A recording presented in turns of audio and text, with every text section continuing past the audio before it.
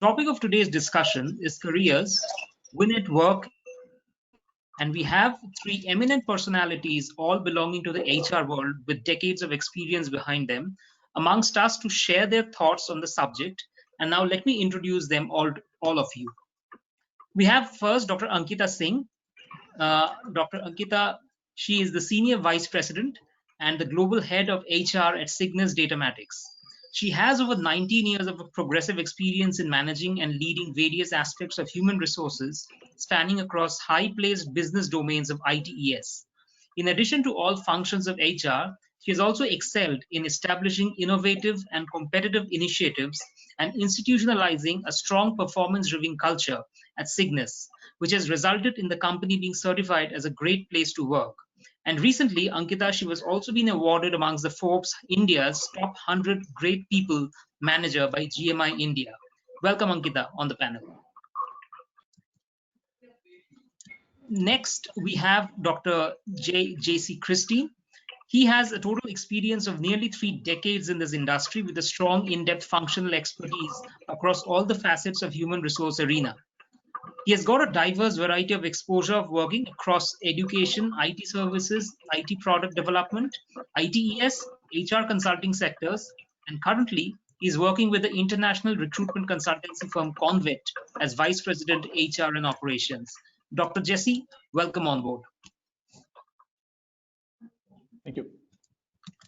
And next, and not the least, is Frederick Correra. He is also an HR leader, keynote speaker, and a doctoral scholar. Currently, he's associated with broking and investment banking firm Darashaw and has a proven track record of creating and implementing HR strategies that successfully drive business initiatives related to profitability, talent development, and effective change management.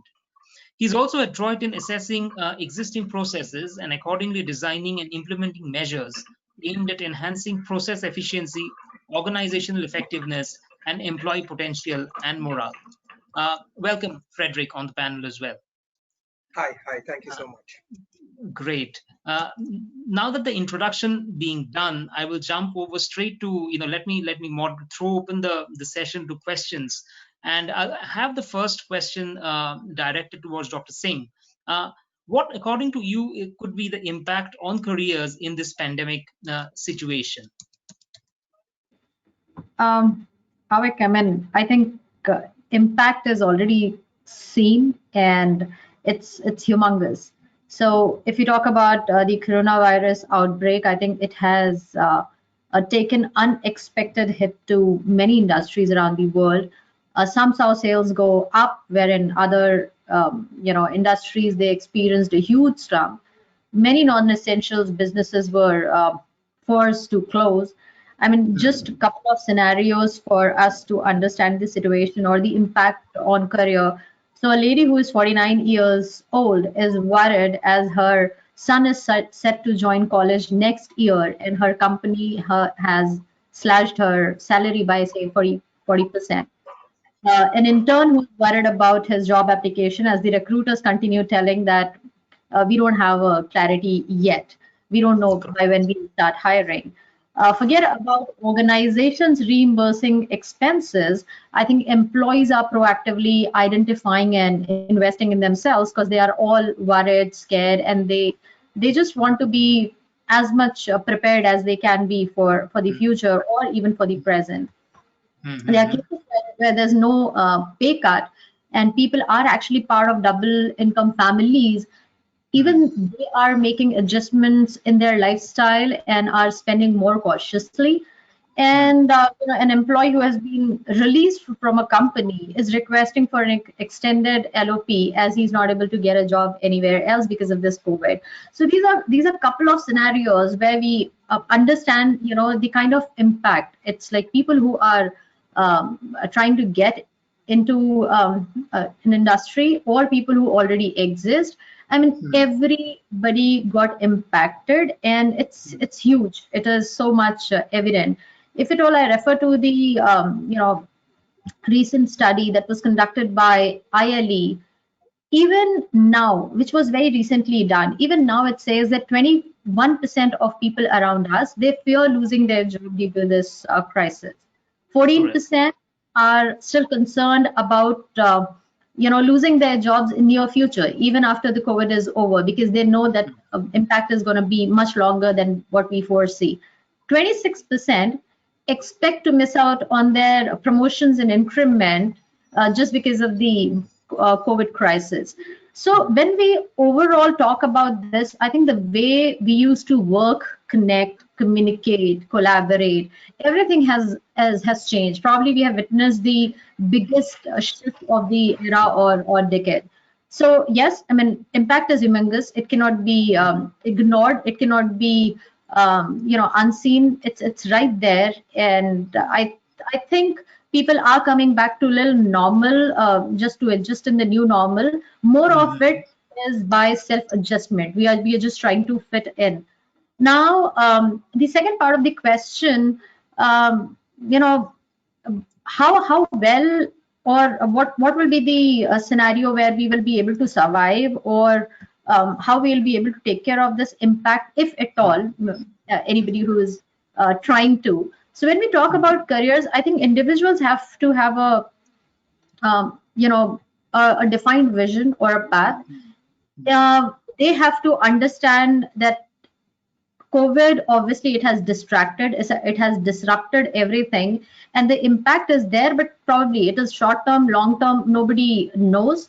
And people have to just set in. They just have to fit in so that they tune in and sail through the current scenario, and with a probably a clearer vision and a purpose that should not be compromised. But if at Mhm. all, just to answer the impact, I think it's unmeasurable. All the pockets have got impacted in some or the other way, and people are still trying to redefine and recover from the scenario. Do you think it's the worst year to enter into the job market? I don't think so. We can't generalize, because, as I said, there are few organizations where things have gone up. You have definitely seen a downfall. People Mm, have to be little more logical, and as I say, they have to be more relevant in their mm, choices. So I mm. would not say we can generalize the entire impact.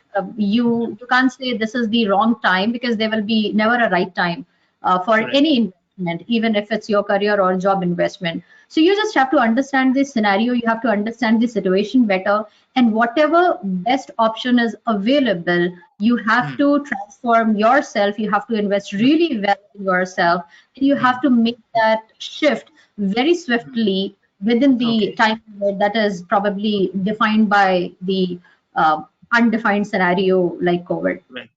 Correct. Correct. But there's also, I mean, do you think this careers are a marathon and it's not a sprint? I mean, COVID at the end of the day, I mean, it will finally be what everybody say, it will be a part of our lives. It isn't here to stay forever, but careers are. Do you agree with that view?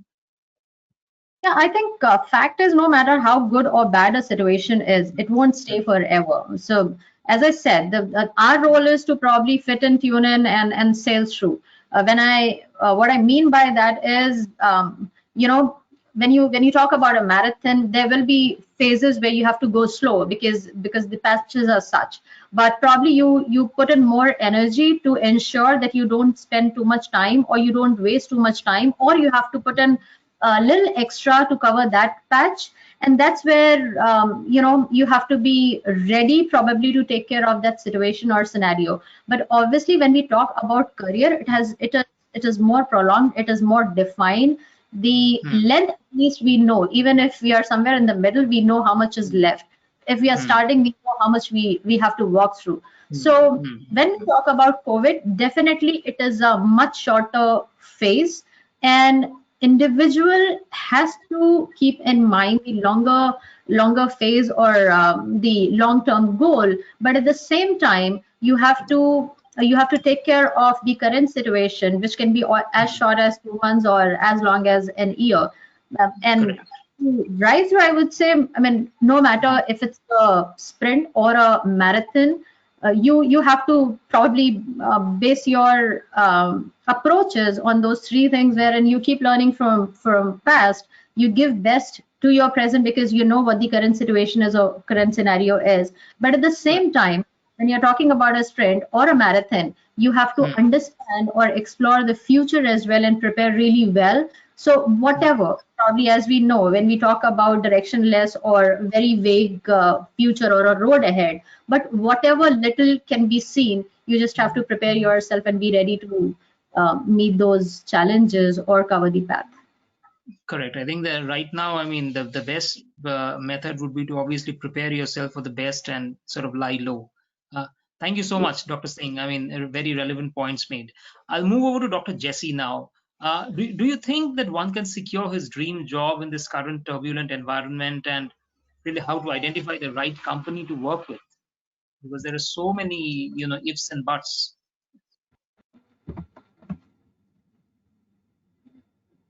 Yeah, thanks, Avik, for the very relevant question.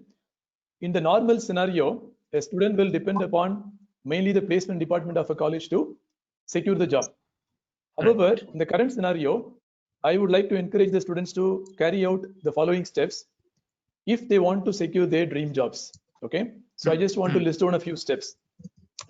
Step number one, map the industries and companies. Do a thorough study about the industry sectors relevant for your field. It could be manufacturing, software, automobile, retail, construction industry, etc. From that list, identify 1 to 2 sectors where you would like to have a long-term career. In these 1 to 2 sectors, identify 5 to 10 companies which you would like to target. Right? Then step number 2, have a folder for each company and capture all the details possible, more at a global level and at a country level. Right? Check if you know any friends or relatives or alumni working in these companies. Step number 3, start interacting with these identified companies. Build contacts with people from these companies by connecting with them through LinkedIn, Facebook, WhatsApp, etc. Approach them for various activities, including short-term projects, weekend, part-time, online jobs. There are plenty of such opportunities available right now. Step number 4, study the recruitment process of these companies very clearly. How do they recruit fresh graduates or engineers or MBA graduates? Do they recruit through campus or off-campus recruitments? Study what kind of jobs are available at the entry level. For example, sales officer, software engineer, finance executive, etc.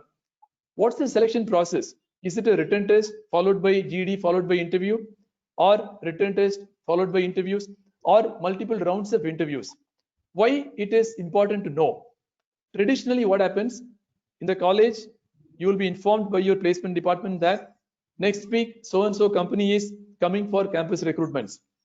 Sometimes you'll be communicated about this selection process a few days before they come, or just simply 1 or 2 days before their arrival. It is too late to prepare to crack the selection process. If you are good in technical or functional knowledge, you may clear the written test. But if you are not good in communication skills, and if they have a group discussion round, you will not clear that possibly. Then you are again frustrated. Instead, if you know it before 6 months or 1 year in advance, you have sufficient time to improve on areas where you are not good at. Okay. Step number 5, prepare and practice. Whichever area you feel you are weak, whether to clear the written test or the GD or the face-to-face interview, you need to prepare and practice thoroughly so that you clear each round of the selection process. So just to summarize, step 1, map the industries and companies which you want to target. Step 2, capture a lot of information about these companies at a global level and at India specific level. Step 3, interact with the identified companies, build contacts. Step number 4, study the recruitment process. Step number 5, prepare and practice. Right? I think in my view, if a student can follow these steps, I am sure the person can definitely reach the dream job. Again, the question is, dream job doesn't mean from day one I should be working in that company. I can always reach there 2 years later. But the key thing is, am I putting the right approach to reach there? Okay. Now to address your second question very quickly, how to identify the right company to work? Correct. In my view, a person should focus on the following attributes of an organization. Is it a great place to learn and grow? What's the duration of training program? What's the training content? Do they have a well-defined career path for the employees? Do they have a good working culture? Do they provide good work-life balance? Do they have an inclusive culture? Do they have a performance-oriented culture? Do the employees feel proud to work in the organization? Do they take good care of their employees? Do they treat people with respect? In great places to work or any other industry survey, how does this company perform? Do existing employees speak good about the organization? Do ex-employees speak good about the organization? If you have noticed, I did not mention anything about the salary. Does it mean that salary is not important? It is. But in a career span of 25 to 30 years, everyone who is listening to me today, I am sure, please note that you will make money. It need not be in your first job. Money will come over a period of time. Join a good organization, learn and improve your skills continuously, ask for more responsibilities, then money will follow you. Over to the moderator. Thank you. Great set of points. I hope that the audience really took down copious notes about what Dr. Christine said. Very, very relevant points. Thank you so much. I'll have a set of questions, but I'll first move over to Frederick now. Well, Dr. Jesse and Dr. Ankita have shared about how to have a successful career. Frederick, you have done a lot of research on the determinants of employer satisfaction, and in your upcoming book, you talk about enhancing your employability with Ikigai. Now, I want you to if you can share some insights on how you can win in the life race as well. Well, absolutely. The pointers made by Dr. Jesse are so apt, and that's how you should go about while you're looking for the right job. But before you do that, I'm going to take a step back, and I'm going to talk about two major facets of employer satisfaction and what recruiters look for.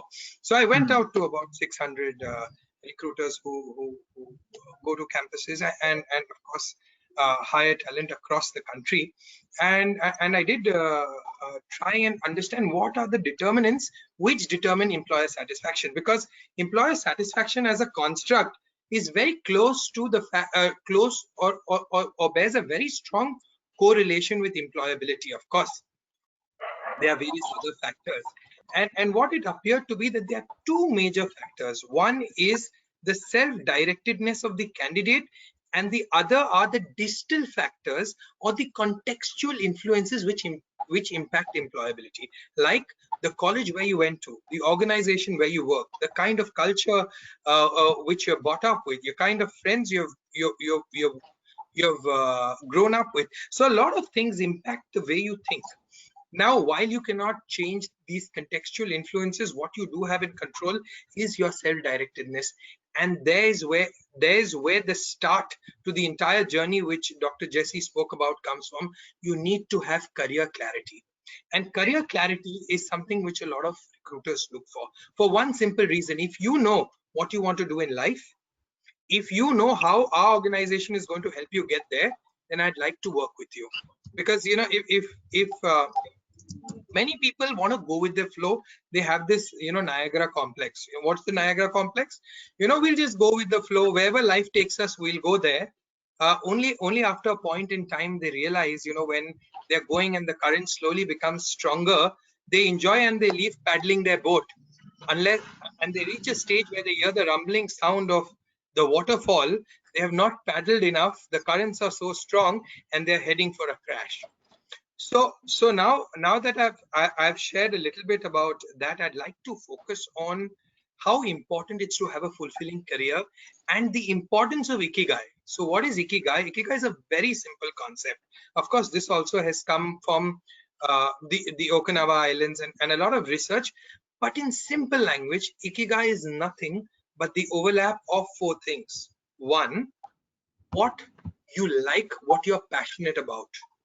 Just being passionate about something is not going to help you feel fulfilled. What are you good at also? The third aspect is, what does the world need? And most importantly, what the world is ready to pay for. The overlap of this entire four circles is what constitutes your Ikigai. And out of 24 hours, let's presume you're sleeping for 7 to 8 hours. 12 out of these 16 hours, 75% of your life, if you're going to spend in that sweet spot, work-life balance is not something you're going to worry about, because your work and life is going to integrate. And if you understand and identify and find the right cause. If you find the right job for you, you will land up having satisfaction. You will have all your cups full, and that is when life, where success in your life will correspond to happiness as well. You know, you'll see a lot of people who are very successful in their career but are unhappy, and long term what happens is their performance dips. So you got to have all your cups full, right? So it is very important. One, so when a lot of B school students, they come to B school with a thought process of employment. You know, today with careers, there's been a major shift because the notion of lifetime employment has shifted to lifetime employability for one simple reason: social sciences and the way society evolves. Our forefathers had one need, which was your security need, and they would join an organization and grow with an organization. With the way our society has developed and our generation and the millennials, they have the comfort because of the wealth, because of the wealth generation, the opportunity to choose what kind of career they want. They know they have that kind of security. So in that case, when career stints have reduced from 15 and 20 years in an organization to 3 and 4 years, the whole onus of career management no more remains with the HR department themselves, but shifts onto the individuals themselves, right? So once you identify what's the end in mind, you rightly said career is a marathon, and the difference between a marathon and a sprint is, in a marathon you need to have a strategy, in a sprint you just need to go all guns out blowing, right? So if you have that strategy, your end in mind, you then backtrack and you make milestones. Once you make these milestones, you build achievable targets, and you got to review those targets, right? And the worst thing you can do is not reflect on what you're doing, because people do all of this correctly and they have their goals set in life, they have their priorities set in life, but the biggest mistake is they don't spend enough time reflecting whether what I am doing today is taking me towards my goal or not. Because the most important tool one has is the ability to reflect. Because Einstein said it is insanity to do the same thing again and again and expect a different outcome. So if you are not moving towards your goal, you got to reflect and understand what you need to change in your strategy. And of course, once you have these things in place, of course the pointers shared by Dr. Jesse are very apt. You can follow this strategy, but you got to have the end in mind, right? It's like getting to and if you're looking at people in higher education institutes like an MBA program or an engineering program, understand that that happens to be the railway platform. Your job happens to be the train, and your destination happens to be the city you need to get to. And if you don't know which city to get to, you may land up staying in the platform, or you may land up running after a train where you see a lot of people going, presuming that that may be the right train to go on to. Get onto that, and only after some time realize that you're going further from your goals just because you followed everyone else. So career clarity, coming back to that point of concern, career clarity and self-directiveness of the individual is absolutely paramount. That is something you have in your hand and in control, and you can build it. You can increase your circle of influence. Instead of focusing on just your circle of concern, build partnerships and expand your level of influence. And that's how you're going to grow, right? I really couldn't agree more. But tell me something, Frederick. How do you get that clarity? How do people who are probably just about to enter the job market at the age of maybe 23, 24, 25, how do they slowly build that sort of capability to have that clarity in their mind, that what is the target that they want to have? I think it's a continuous process. So if you ask yourself this question, where do you see yourself retiring out of? Where would you see yourself at the age of 60? In order to get there, what you should be doing at the age of 55? In order to get there, what you should be doing at the age of 50? Now, you'd be surprised. For example, my long-term thought process is I want to get into academics. I want to become a director at a B school. And I'm looking at that, between 50 and 60, because that's when I'm wanting to move out of corporate. But if I were to go and do that at the age of 50, do you think at the age of 45, 43, 44, I should start doing my PhD then? I'd probably be heading the function somewhere, and the kind of workload I have won't allow me to do that, which is why I'd rather do that earlier, and maybe at the age of 30 or 28, 29, while the workload is less, I start preparing. right?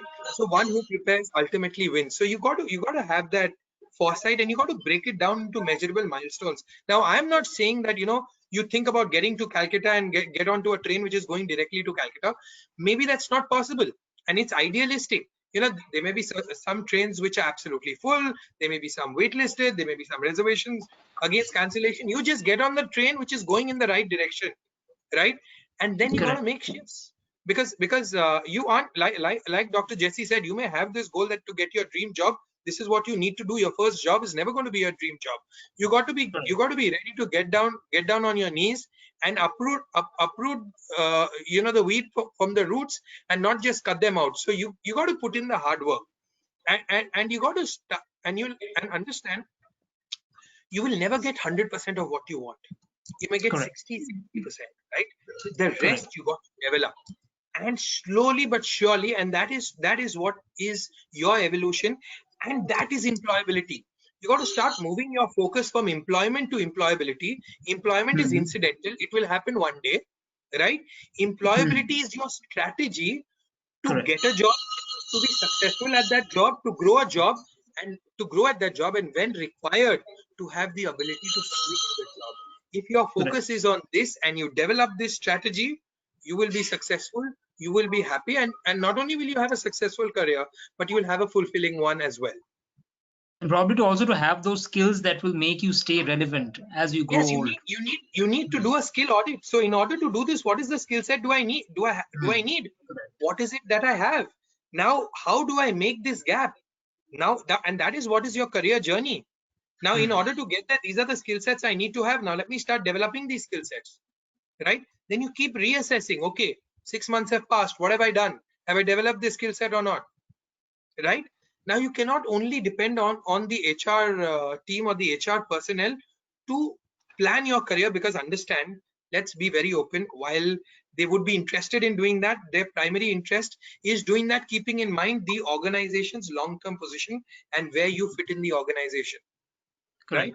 So why are you putting your career in someone else's hand? Yes, partner with them, but also plan it yourself. Don't depend completely on just the HR team. Like I said, with the gig economy coming in, people, this whole dynamic is going to shift, because people are going to be just going and doing a few gigs here and there, working for shorter periods of time. And do you think an organization is going to invest too much in talent management or career management of those folks who are going to be there just for a short amount of time? No. So you got to do it yourself, and you got to be the master of your own destiny. Correct. Great. Dr. Christine, you want to add something here?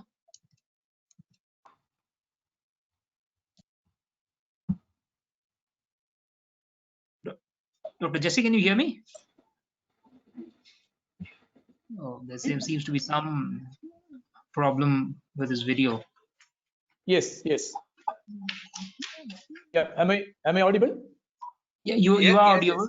Yes. Your video was just blurring out a bit. Sure. Okay. So do I switch off my webcam? Would that be useful? No, it's fine now. No, you're good. You're good. Continue. You're good now. Okay. Sure, fine. Okay. So I would like to introduce a concept called Collavery. Okay. It is not from the song of actor Dhanush. The word very in Tamil language means desire. Collavery means it's actually fire and passion. Okay. You need to identify your collavery. Collavery means something which is very, very close to your heart. How do I identify my collavery? I just want to narrate an example. I'll share my own example so that it becomes easy for you to understand. Way back in 91-92, I was a lecturer cum placement officer in Karunya Institute of Technology, Coimbatore. Now it is Karunya Deemed University. After the class hours, I used to spend time with third year and fourth year engineering students, sharing my experiences in searching for a job, how to prepare for interviews, what to study, how to study, etc. As a placement officer, in addition to carrying out the regular campus recruitment activities, I was more involved in arranging weekend jobs for poor and deserving students in Coimbatore city. Managed to place a few students in small companies, they were paid around rupees 50 per day those days, right? Rupees 50 into 2 days.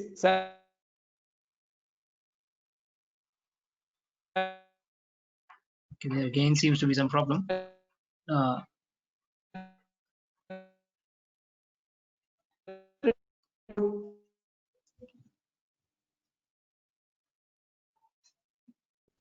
Dr. Jesse, can you hear us? Am I audible?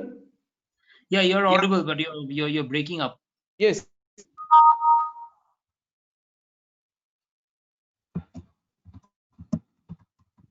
Okay. Yeah, it looks better now. Yeah, Is it audible now? it is audible. Yeah. Okay, sure. Fine. So while I was doing all these activities, personally, I was in my comfort zone. I had a tremendous level of satisfaction. It was easy and natural for me as a personality. I was enjoying what I was doing.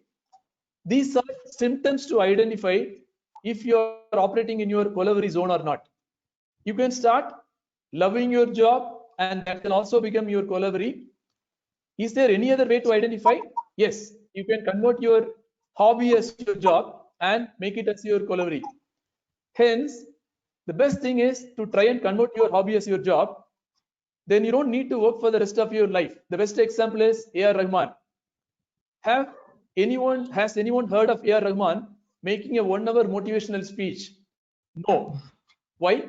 Because his Kollaveri is in composing music. Morning till night, he is thinking of only music. That is why he has won so many Oscar awards. So it's a mindset issue. Personally, I was addicted to the function of recruitment for a very long period of time. You know how it helped me? My Kollaveri took me to the position of head of recruitment for the entire Asia Pacific region for Philips Electronics. I was based in Hong Kong for 3 years, managing the recruitment function of 14 countries across the region. The first Indian to do so in the history of Philips, the company which is more than 100 years old. Later, I expanded my Kollaveri to the overall HR function. I was actively involved in retaining employees at the grassroots level, at the associate level, while I was the Vice President HR for India operations at Hinduja Global Solutions from 2008 till 2012, managing 14,000 employees across 10 locations in the country. This prompted me to study further, and I completed my PhD in HR in 2017 with my final thesis on employee retention itself. If you are still not able to identify your Kollaveri, here is the good news. Once you join a corporate, you can develop your Kollaveri, which is a fire and passion, in the following fields: be it sales, marketing, advertising, finance, HR, operations, purchase, software development, testing, research, etc., etc. The key thing is you need to like your job, love your job, and get addicted to your job. Then you are operating in your Kollaveri zone, which is the fire and passion.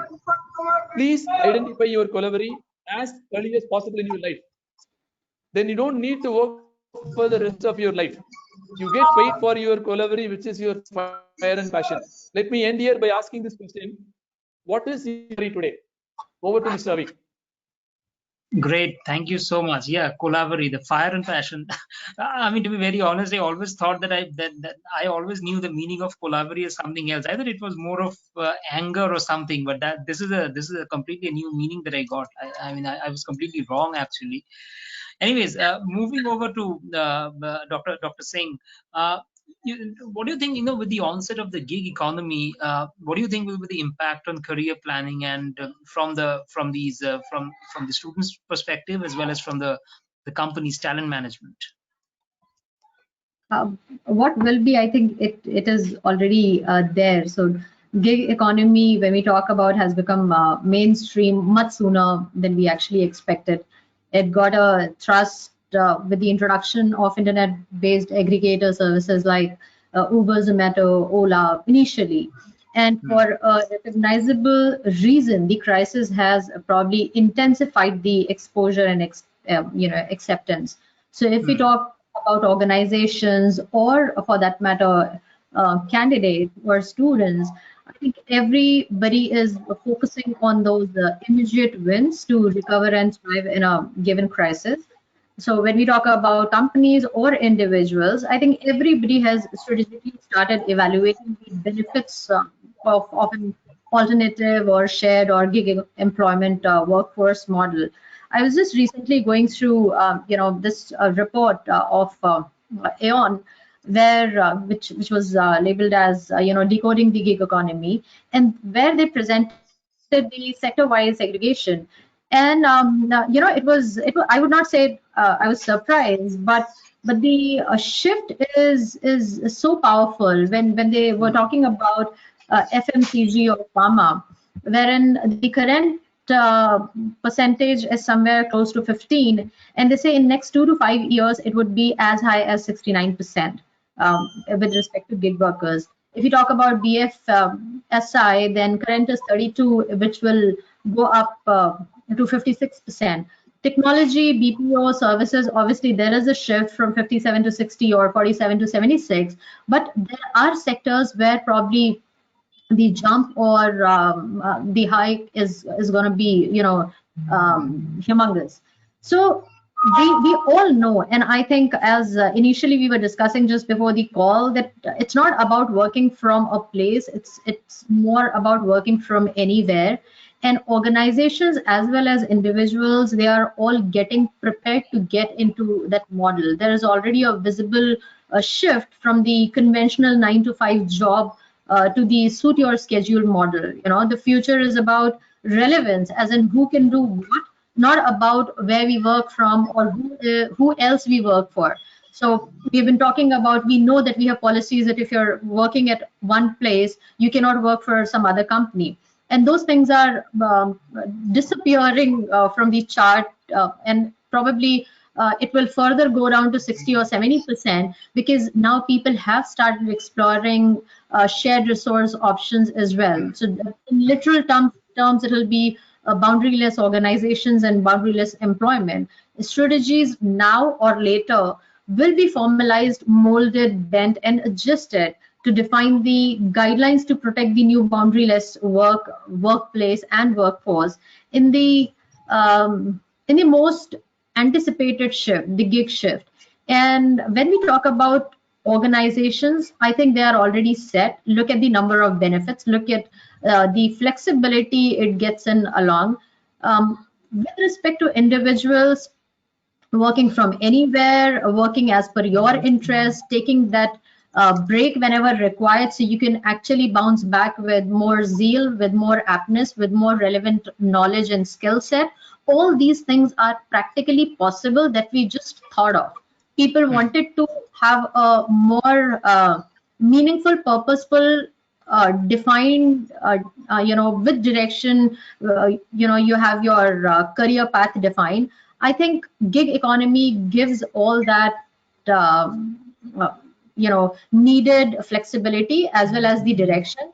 And be it organizations, be it talent management group or individuals, I think everybody is going to explore that exponentially. I'm wrong in using the term will be. I think people are already using that. I think if I talk about my organization, we have already shifted to 30%, which is a huge jump in last 8 to 9 months, which we never thought, which probably was somewhere planned, but we thought it'll take another 4 to 5 months.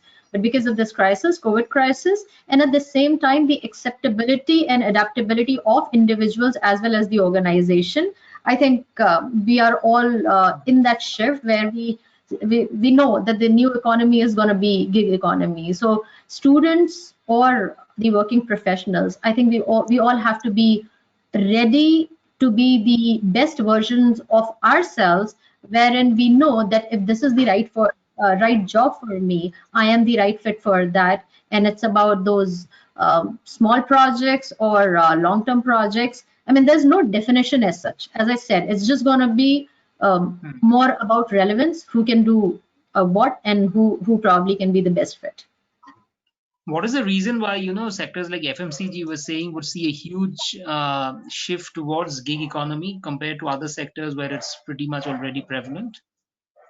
The main reason is for other sectors that phase was already explored, Avik. So we were already doing it. I think when you talk about IT technology, BPO, we always had few people working as giggers. So in different formats, in, different phases, but they already existed.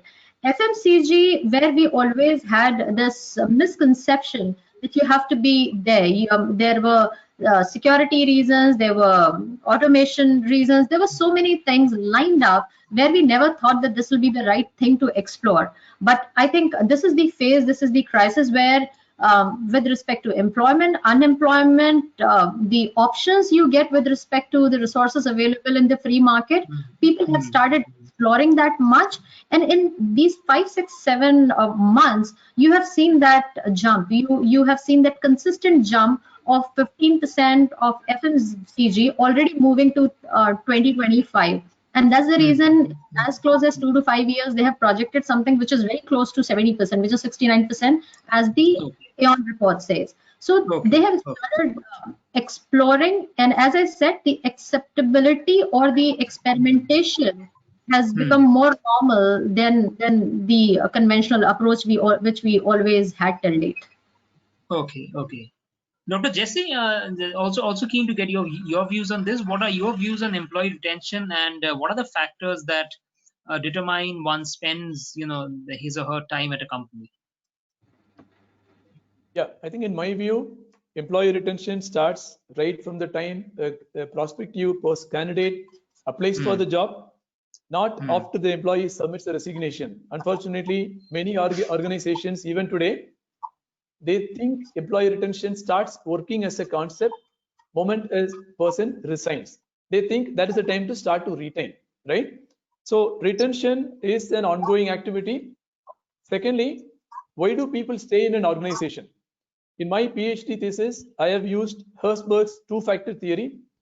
Through my research, I have found that motivation factors and hygiene factors, as proposed by Herzberg, positively influence employee retention. So I would like to call these factors as pull factors. Okay. So why do people stay in an organization? There are 6 motivation factors and 10 hygiene factors. So totally there are 16 pull factors. The motivation factors are recognition, advancement, responsibility, achievement, personal growth, job content, or the work itself. These are the 6 motivation factors. Hygiene factors, the company policy and administration, the technical supervision, interpersonal relations with subordinates, the salary which is paid to an employee, job security, work-life balance, working conditions, the status in the organization, interpersonal relations with the supervisors, and interpersonal relations with peer group. If an organization can proactively focus on strengthening these 6 motivation factors and the 10 hygiene factors, trust me, to a large extent, they'll be able to retain their employees comfortably. Okay, okay. Moving over to Frederick now, what do you think are the factors that should be considered while planning the job shift or career transition? I mean, we heard from Dr. Jesse from the employee's perspective. What from the employer's? From the employer's perspective, what about from the employee's side? See, bang on. See, truth be told, what I'm going to preach is an age-old formula. You don't leave an organization, and if you do leave, there should be only 2 reasons. One is the culture, for whatever reason, doesn't agree with you, right? And 2 is you believe the learning stops. These are the only 2 reasons why you should leave an organization, right? Now, unfortunately, what people don't understand is they leave a job because they find something better. And I think it's a very well accepted reason. You ask someone, oh, why did you leave that job? I found something better. It's like and people accept that answer. But if I'm just going to take an example, and just to humor all of y'all, I'm going to make it a little funny. It's like asking someone, why did you get divorced? Oh, because I met this girl who was very pretty, right? You don't get divorced because you met someone better. You get divorced because your marriage isn't working first. So you got to understand that the decision to leave your job and the decision to join another company are 2 separate decisions. If you decide to join another company, that is one decision. Why are you leaving your job today is another decision. You have to take them separately. If you reach a stage where you realize that, you know what, and people may leave initially, culture, you don't fit, and there are different types of cultures. One is the type of work culture, the other is the location fitment. You're North Indian, you put in South India, maybe it's a great company, but the location doesn't fit with you. So there are different types of job fit. Then there's the role fitment. You thought it was something else, and you joined, and the job expected you to do something else. And of course there's that cultural fitment. But once you get these three and you settle in an organization, the only reason to shift should be because you believe the learning has stopped. Now there's another concept I'm going to introduce, which is the concept of learning cycles. In everyone's career, there are 5 to 6 learning cycles, and learning cycles generally are between 3 to 5 years. And each learning cycle begins when you step up, or when you get a major project which you start from phase 1 to the end and complete completely. Don't leave in between. For example, if there were two people, candidate A, candidate B, both started a job at Link Pens, and Link was working on a process which was a 5-year process, and it has 5 phases, 1 year each phase. Candidate 1 starts from phase 1 and completes phase 5 in Link, while the other candidate does phase 1 and phase 2 in Link. He joins Cello and does phase 3, phase 4, and phase 5. Now presume that all of these things is oversimplistic explanation. The learning which the gentleman who remained at Link has is exponential, because in the 3rd phase and 4th phase he's able to learn from what mistakes he made in the 1st phase. Unfortunately, when he shifted to this next company, he didn't do anything in phase 1 and phase 2, so he's not learning anything over there. He may learn phase 3, 4, and 5, so his learning is linear, right? So there are very few such learning cycles in one's career. There would be 4 to 5, maybe 6, 7 if you're lucky. You need to ensure that you get hold to that learning cycle and stick through that learning cycle, and never leave a job in between that learning cycle. And if you're going to go to your next job, see what kind of learning cycle are you going to get. Are you just fitting in? Are you just filling in? Are you coming in between? Because that's not going to help, because sooner or later compensation catches up, and compensation shouldn't be the reason for you to switch. And if you go back and you pull out any organization, and it's not just mine, you pull out any organization and you see the people on top are generally those people who have grown with the organization, because their learning is exponential. They are not exceptional people. Their learning and experience is exceptional, right? They have taken the right career decisions. Most of the times when people switch jobs, they see, what am I not getting in my current company which I'm getting in the next company? They shift over there, and then they start looking what I'm not getting here which I was getting before, and they're unhappy here also, and then they search for a third job. So these guys keep hop, skipping, and jumping, and after a period of time they would have completed 5, 6, 7 years without actually growing, without actually participating in those learning cycles. And then you'll see these people tend to stagnate, or they level off. I think at least just to share one. No, sorry, please. You were about to. No. Go ahead. Avik. No, I was just saying that what you made that reference of executives who have risen right at the top of the companies. I think of course they've had a fair share of their time spent in that organization, or maybe a significant part of their career has been spent at least in one organization, at least 10 to 12 years, where they grew with one organization, learned the tricks and trades of the business, and then probably thought over or got a better offer from another organization to move on.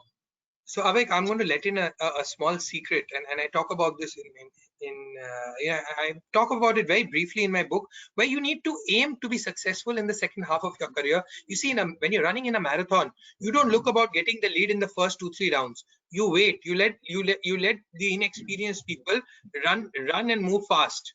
Then they lose their energy and they fall off themselves. And towards the end, you see, in the last 2 laps, you take over. So in your career also, try to be successful in the later half of your career. Many people, they want everything fast, and of course with millennials there is this thought process where everyone's running the race and they're wanting to run up this corporate ladder, only to realize that this ladder is leaning against the wrong wall. So in short, in the beginning of your career, you're going to be successful because you have good career, you will have a good mentor, or you'll have a good boss, and that's where the role of a boss becomes very important. You know, Molly talks about this in his book as well. The role a good mentor or a good boss can play, it's like a catalyst, because they help you build your foundations. And once you have your foundation strong, and when you get to those leadership levels, if you have that foundation strong, your career, you're going to leap and grow multifold. So there are people who, you know, grow very fast in the first 5, 6, 7 years of their career, and then they level off in terms of compensation, in terms of growth, because their salaries have grown, their skills haven't. So they reach a stage where they are overpaid for what they know, right? This is known as Peter's principle, where you raise to the highest level of inefficiency. Okay. Right? Focus on developing your skill, and what I said, focus on employability. If you have that in case, I'm telling you, salary will not only catch up, you will not only grow, you will grow multifold, right? So plan your career that way, plan your switch. If you want to shift, ask yourself, why am I shifting? First let's understand, why am I not happy? Why am I not happy with my job currently? Like I said, you don't get a divorce and just because you meet someone good, right? You got to first understand, why am I unhappy? You got to try to figure things out. You cannot give up, because people who give up generally on some aspects tend to give up on a lot more, and then you become compromising. It's your career, it's your life. Don't make compromises, make decisions, and make career choices. You know, now you cannot control the outcomes of those decisions, but you can surely control those decisions and the thought process which goes behind taking those decisions. So focus on that. Have that complete clarity, like I said, and I'm going back to the first point I made: career clarity and self-directedness of the individual.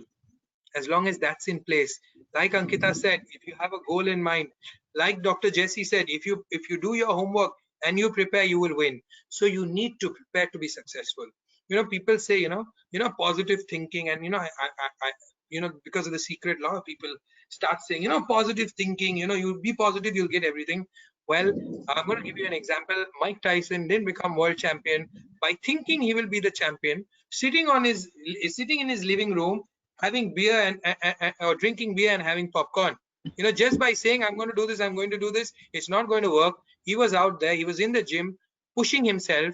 And you got to do that. You got to struggle just by hoping that you'll be successful. And God is kind. And if you start blaming the whole world that, oh, he was lucky, oh, nepotism, oh, this, oh, that, boss, focus on yourself. Don't look at what the and you know, I'm going to steal one from you know, Kennedy, and say, don't look at what the organization can give you, ask what you can give your organization. Right? Build that value, make the organization value you, right?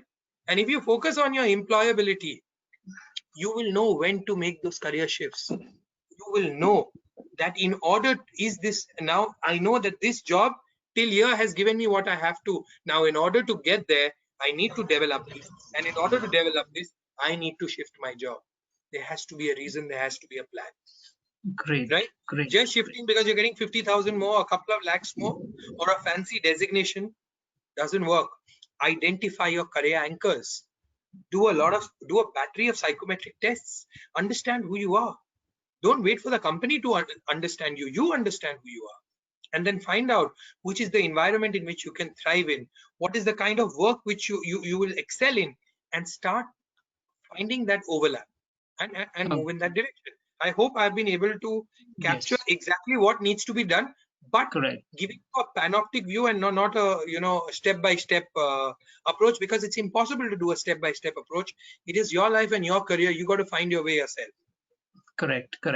I'll move over to Ankita. I mean, last question before, I mean, just to get your views on this before we open it up for the audience. I mean, the questions have already flown in, but Ankita, can you share your thoughts as well on this? I think I would agree with what Frederick and Jesse just mentioned. I think prioritizing your needs and requirements is really important.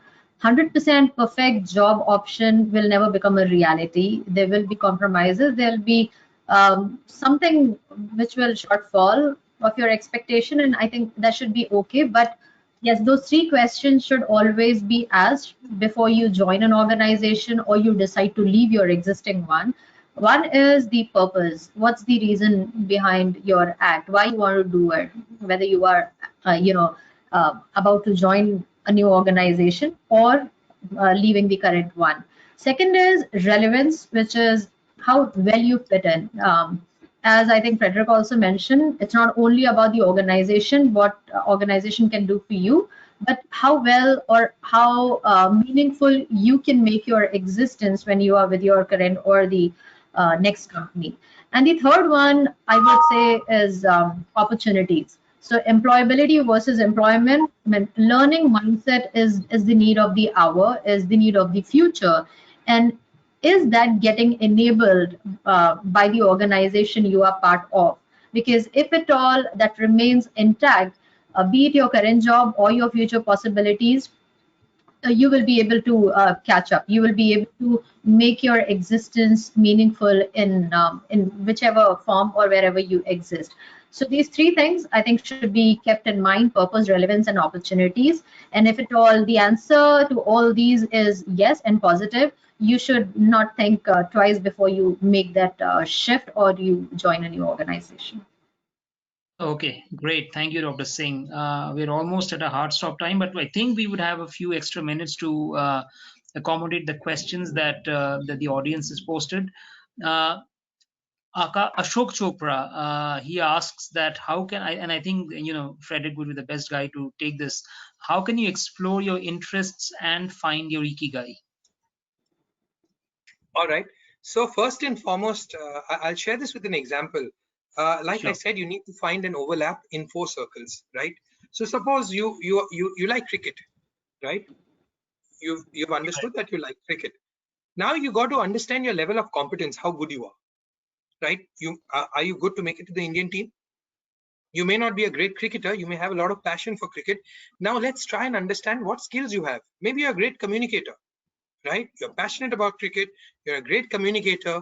What can you do? Right? You start exploring what the world needs. So of course you need Sachin playing there on the field, but you need someone who's going to direct the whole telecast. Someone who say you require someone who's a commentator. You may require someone who's a statistician. You may require someone in marketing who has that passion, who can see the game and understand, okay, now this guy is called for his gloves. I'm going to have 30 seconds. I can push in this ad, right? So people in production. So you got to understand where your skill set is, what you like, what is available, what the world needs and what the world is ready to pay for, right? And when you find that overlap, you will find your ikigai. There's a battery of exercises, and if you could wait a few months more, in Jan when my book does come out, it's going to tell you step by step how to approach this. Okay, great. The next question is from Fardeen Khan, and he asks that what is the scope of careers in international NGOs outside India? How to apply for it in this COVID-19 situation? Dr. Jesse, you want to address this? Well, I think I am not an expert in applying for a job in NGO. What I can say is it is very important to, like all of us have been speaking repeatedly. First is, do I have a mindset to work in an NGO, right? Let's understand the basics. I need to have a lot of patience. I should be able to connect with people. I should be able to empathize with people. I should be able to understand their issues. If I have all this, then I should come to a reasonable conclusion that maybe I should try for a job in an NGO, right? I don't think it is directly right on my part to say I will apply for so and so NGO in this country. I'm just stepping back to ensure that I am having the required skills and the competencies to be there. Otherwise, it will end up like I just go there, I find that okay, this job is not what I was looking for, then again we come out, right? So specifically coming to the point, if I feel I have got all the required skill sets, I just need to look at the available opportunities. Maybe I can look at a few countries, or I can look at few global organizations, go into the website. I think it's all straightforward thing. Figure out where the jobs are available, where I can apply, what are they looking for, do I have the required skill set in terms of everything. Is it only related to a country specific thing? So the whole lot of things should go into preparing me as a prospective employee for that organization, whether it is an NGO or any other company, any company in the global market. Sitting in Correct. Bangalore, if I want to apply for a job in USA, great thinking process. But if I send my resume, will they consider me? So I need to understand what it requires for me to relocate from Bangalore to, let's say, Washington. So I think it is commonly applicable for any sector we are looking at. Absolutely, absolutely. And just one more question from Fardeen only. I'm not too sure, but what is this inner circle concept and hidden job market? I am not really sure of that, but any one of you would like to take the opportunity to answer that. Inner circle concept and hidden job market. Anybody sure of those? Inner Circle concept and hidden Can I job answer market. that? Sure, please go ahead. Yeah, so typically, this is more like another jargon, I would say, right? Most of the senior positions in many companies are not advertised in the job portals or through consultants and all that. Typically, you try to reserve it. You want to recruit through your inner circle, your friends, your close network. Maybe you want to save the money or you want to keep the position very confidential. You don't want anyone to know about it. Maybe you are firing a person who's already there working in the organization in a particular role. If you advertise it, this person will come to know, then the person may think, oh, they are looking for a replacement. So you just want to keep it confidential. At the same time, you are trying to recruit through your inner circle. It could be a smaller set of executive search firms, or it could be your own internal organizational leadership, the people who are in the leadership positions who can refer their close friends so that you are able to close a position. Okay, okay. Great. No more questions from the audience as of yet. We'll probably have to wrap it up. But before I do, I would like to, ask each one of you, probably take a minute or 30 seconds or something just to encapsulate what it takes, to win at career in life. I will start with you, Ankita, then go to Dr. Jesse, and then probably end with Frederick. Maybe just couple of points, yeah, just to wrap it up. I think purpose, clarity, and relevance. I would say these three things, if it all combined together, people will be able to take care of everything, even the career choices. Okay, great. Dr. Jesse, your thoughts, please. Yeah, I think we have spoken a lot about how to be successful in career. I just want to speak a few sentences about how to be successful in life in general. Try to learn your subjects practically. This is applicable for students. It's not about adding more degrees. It's about developing skills, right? Improve your skills, communication skills, leadership skills. Be in touch with industry professionals. Be happy with what you already have. The main problem we face today is people are always comparing with somebody else. I should exactly plan my career. Everybody has a different track. This is me. These are my skill sets. Let me figure out what I want to do 2 years from now and accordingly go in line. Don't compare with others. Instead, compare only with you. 3 years back, 5 years back. Frederick talked about a nice concept called learning cycle. Okay. On the same lines, I have personally found that every 4 to 5 years, you can start a new skill, and by end of the 5th year, you can be an expert in that skill. For example, I started my journey in Toastmasters International. I did my first speech in the Competent Communicator Manual. I had a plan to finish being certified as a distinguished Toastmasters exactly in 4 years' time. And I completed in 4 years' time. It took a lot of effort and time, right? I finished it. Then my next plan, I thought, let me now plan for a PhD. Okay, I finished my work in 5 years' time. Due to some delay in the university, finally it got completed officially in 6th year. So, like learning cycle, we need to keep it going, right? We need to keep looking, okay, because we are not in private sector, nobody is going to stop working. I think we can work till we die, right? If we have the mindset, if we have the capability, if we have the energy. So, like Frederick talked about, are we employable? Are we making ourselves employable for future? If we can do that, I think that's the best way to look at career and life. And finally, we should be happy with what we have. Yeah, I think the last sentence is very important. Frederick, your closing remarks. I'm going to, since Ankita and Jesse have shared what you need to, I'm going to leave you with just one old adage. What you sow is what you reap. But I'm going to elaborate on it a little bit more. You see, first you got to plan to sow. That's rule number one. Rule number two is planning alone won't do. You got to execute too. Okay. Rule number three, you sow tomatoes, you're not going to get potatoes. Rule number four, there's a gestation period. You sow a seed today, you don't get fruit tomorrow. You got to wait, right? All of us want to, you give me the fruit first, then I will sow, right? Number five, you sow one fruit or you sow one seed, you don't get one fruit, you get manyfold, right? So this is how you need to approach your career. Don't think if I do this today, what I'm going to get tomorrow. Invest in yourself, have that goal in mind, and take it day by day, and be patient, right? And I'd like to leave it with that.